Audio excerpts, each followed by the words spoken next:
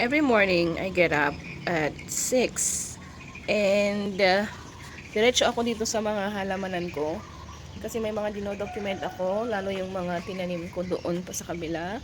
But itong mga flowers ko, God, this is the morning ng aking isang puno lang to eh.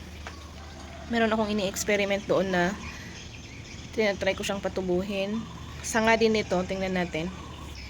Ito siya, pero tumubo na yung, hindi ko alam kung ano to, kalamansi yata to. Siguro dun sa ano.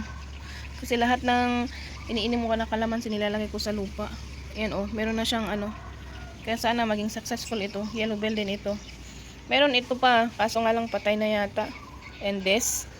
And this. 4 yung tinanim ko para na sanga. Pero isa lang itong Pero meron din siyang maliit na yan So ibig sabihin medyo okay ito. Yan siya. So, ito yung aking sampagita. Ito pa yung isa. Tapos, ito, hindi ko alam kung anong tawag, pero dahon lang. Tapos, ito yung aking yellow bell.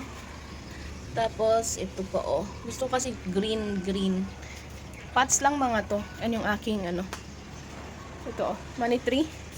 And super akong natutuwa talaga dito Kasi ang laki na niya. Isang dahon lang ito nung nakuha ko doon sa friend ko sa Phnom Penh. Ngayon, ang lagunan niya, lalo nung nilagay ko siya sa may arawan. And, ito. Tapos, meron akong rose na nilagay dito sa tabi lang para pinag-i-experimentan ko kasi ito Dito, kumuha din ako ng niya. At saka ito, dinodocument ko pa. And, natuwa ako sa dito ko, ang lagunan niya. Ang dami na niyang flowers ito. Ito naman yung mga rosas. Iba't iba sila ng mga kulay. Nagtabi-tabi sila dyan para pag namulaklak lahat, magaganda yung kanilang bulaklak pag magkakatabi.